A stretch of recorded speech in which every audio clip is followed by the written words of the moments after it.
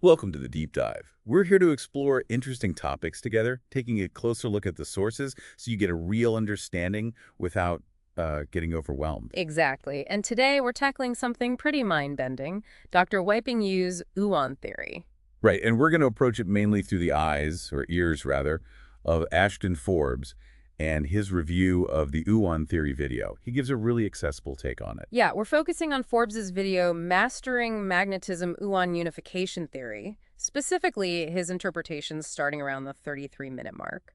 We've also got some background on Dr. Yu himself. And Dr. Yu's background is quite something. NASA scientist, physicist, PhD in engineering physics, worked at Kennedy Space Center on safety analysis. Very established credentials, which makes it even more fascinating that he's proposing something so, well, radically different with this Uon theory. It really does. He seems willing to challenge the status quo, doesn't he? Definitely. And Forbes really picks up on that enthusiasm. He presents Dr. Yu's ideas, this radical simplification, in a very engaging way. So the core idea, forget the complex standard model for a second. Pretty much. Dr. Yu suggests, maybe all we need is magnetism. Just magnetism to explain everything. And one fundamental particle, the Uon. That's the proposal. From quantum stuff to cosmic structures. Wow, okay, that's ambitious. A single framework for everything. It's the ultimate goal of unification, right? Finding that elegant simplicity underneath it all. And it throws up some wild possibilities, like is electric charge just magnetism in disguise? Or are electrons basically tiny magnets? And what about gravity? Or even, dare I say it, the ether? Exactly. These are the kinds of questions Forbes brings up based on Dr. Yu's work. So let's dig into that core idea first. Right. One particle, one force. Okay. So Forbes kicks off by highlighting the simplicity. He immediately sees a potential link to zero-point energy, this idea of an underlying energy field. Interesting. Sort of a foundational energy tied to these magnetic ions. That seems to be the connection Forbes is making, yeah. He also mentions Salvatore Pais, another researcher looking at unified fields. It's like this recurring quest in physics, isn't it? The search for the simplest explanation. Right, and Forbes actually mentions he's planning to interview Dr. Yu. Oh, really? Yeah, and he specifically wants to ask about that zero-point connection, and crucially, about the possibility of an ether. So those are clearly key points. Okay, the ether. That brings us to light, doesn't it? Forbes talks about an experiment Dr. Yu did. He does. It involves polarized light, and the conclusion, as Forbes relays it, really challenges the standard picture. How so? Well, the experiment suggests light isn't just a particle, like a photon zipping through empty space from A to B. It behaves more like a disturbance, an excitation in some kind of pre-existing medium. Blocking polarized light by rotating filters suggests it's interacting with something already there. Ah, okay. And that's where Forbes gets excited. Totally. He's like, the ether is back. He thinks this could explain wave-particle duality more intuitively. The ether. Wasn't that disproven? The Michelson-Morley experiment. Well, yes, the old luminiferous ether concept faced challenges, but the idea of some kind of fundamental medium or field didn't completely vanish from theoretical physics. Dr. Yu's interpretation seems to tap back into that vein. Okay. Let's switch gears to electricity. There's another demonstration Forbes describes involving a light bulb. Still in the box. Yeah, that was pretty intriguing. Forbes recounts Dr. Yu lighting up a fluorescent bulb while it's still sealed in its packaging. Without plugging it in. Exactly. No direct circuit. Which kind of makes you wonder about the whole electrons flowing through wires thing. Right. If it lights up without a wire connection, what is electricity then, according to this view? Forbes takes it as evidence that electricity might be more of a local phenomenon, a time-varying magnetic field creating an effect. Like ripples in the medium? Sort of. He uses this analogy of a rotating magnet churning the ether, inducing the effect wirelessly. That sounds, well, it sounds a bit like Tesla, actually. It does have that resonance, doesn't it? Tesla's idea is about wireless energy, tapping into environmental energy. Dr. Yu's demo, seen through Forbes' eyes, seems to align with energy propagating through a medium, not just along wires. Fascinating. Okay, so from light and electricity to the atoms themselves, perpetual motion comes up. It does. Dr. Yu apparently points out this contradiction. Physics says perpetual motion is impossible, right? Friction, resistance, energy loss. Yeah, generally. Yet our model of atoms has electrons orbiting nuclei indefinitely. Looks a lot like perpetual motion. So Dr. Yu asks, what's really holding atoms together?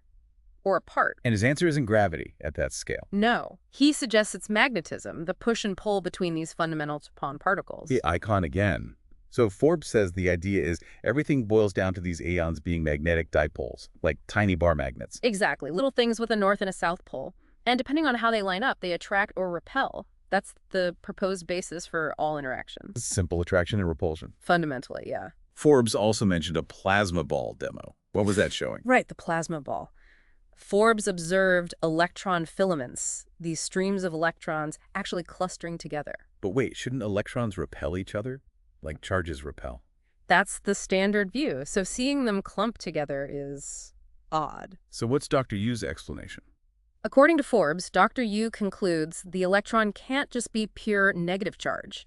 It must have some kind of positive component and its own magnetic field to allow for that attraction. A more complex electron than we usually imagine. Yes, and Forbes links this to research on condensed charge, where similar weird clustering effects have apparently been seen. It challenges the standard model electron. This seems to lead Dr. Yu to question even more basic ideas, like, can you even have a particle with only one type of charge? Right. Forbes describes a thought experiment Dr. Yu proposes. Imagine trying to split an electron. Yeah. If you could get two halves, each just purely negative, they'd instantly fly apart, right? Repulsion. You could never stick them back together to make stable matter. Makes sense. So the fact that matter is stable suggests maybe those fundamental particles aren't monocharged. Which leads to The possibility that maybe electrons and positrons, positive electrons, aren't truly distinct opposites. but maybe just different versions of the same thing. Perhaps different spin orientations, Forbes suggests, of that one fundamental magnetic thing, the Uon.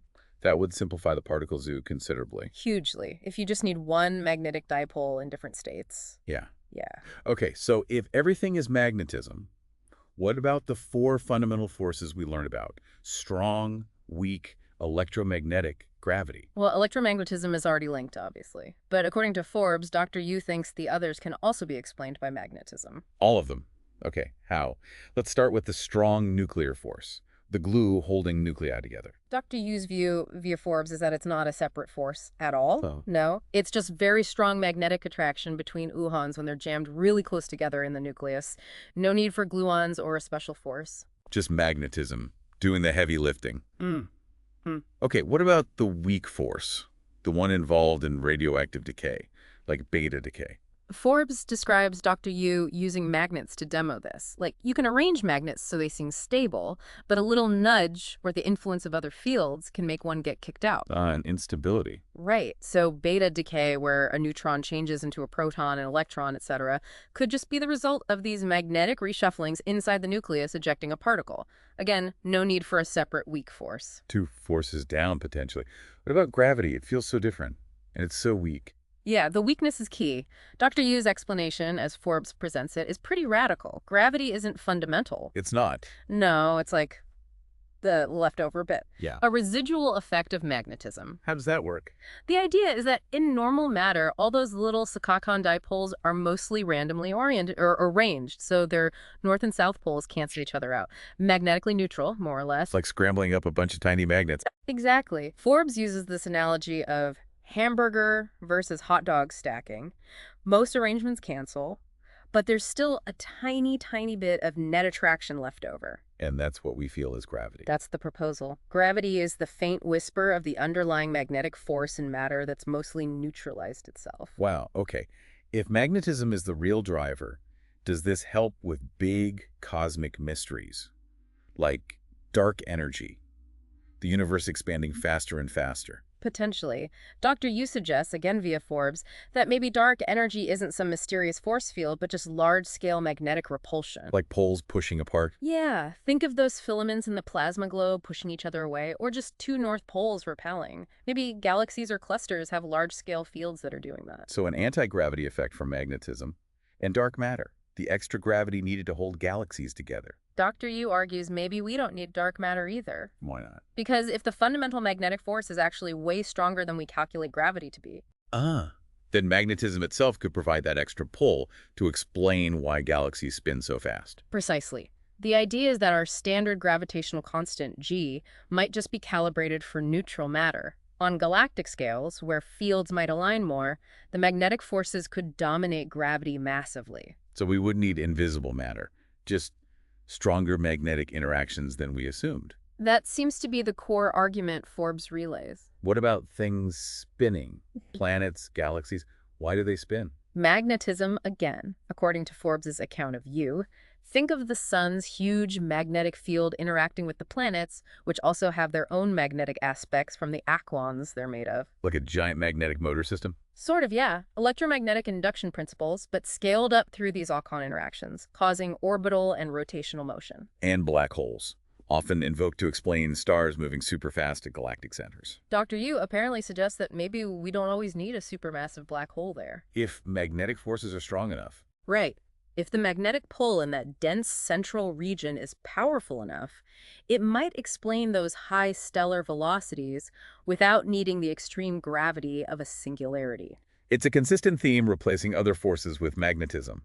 Let's wrap up with matter, antimatter, and maybe that zero-point energy connection. Okay. On antimatter, Dr. Yu apparently questions the standard idea of complete annihilation when matter meets antimatter. Because of conservation laws, mass and energy can't just vanish. Exactly. He proposes maybe antimatter isn't a totally different substance, but just regular matter made of ions, but with the magnetic orientation flipped. Like the dipole is pointing the other way. Something like that. A reversed polarity, perhaps. And finally, Forbes brings it back to atomic structure and stability. Not electrons orbiting, but vibrating. Yes. Dr. Yu suggests stable atoms involve vibration, not endless orbiting. And this idea of fundamental vibration, well, it resonates, you could say, with zero-point energy concepts. The idea that the vacuum itself isn't empty but buzzes with energy. Right. A dynamic, energetic vacuum. If stability comes from vibration linked to this underlying field, it potentially connects the Uon theory back to ZPE. Forbes definitely seemed excited by that potential link. Okay, so stepping back, Dr. Weiping Yu's Uon theory, filtered through Ashton Forbes' review, paints this picture of incredible simplicity. Magnetism as the engine of everything. It really does. We've touched on some pretty wild ideas. Light needing a medium, electricity as a magnetic wave, electrons as dipoles, gravity as leftover magnetism. Yeah, ideas that really push against the grain of mainstream physics. And it's crucial to reiterate, as our background info showed, this theory isn't currently part of that mainstream peer-reviewed science. Right. Dr. Yu has the NASA credentials, but the theory itself hasn't gone through that standard validation process yet. It's still speculative, I guess. That's a fair way to put it. Intriguing, thought-provoking, but not established. But it definitely makes you wonder, doesn't it? Could the universe be simpler? Could magnetism be hiding in plain sight as the key? It prompts that fundamental question. Is there just one force underlying all this complexity? It challenges you, the listener, to think outside the usual boxes. And it circles back to old ideas like the ether, maybe reimagined not as sticky goo, but as this dynamic, energetic field tied to magnetism and zero-point energy. Absolutely. So this deep dive, guided by Forbes' enthusiasm for Dr. Yu's ideas, hopefully gives you a solid grasp of this alternative perspective. It's a compelling vision, even if its ultimate place in physics is still unknown. A fascinating glimpse into the ongoing search for unification. Definitely leaves you with something to think about.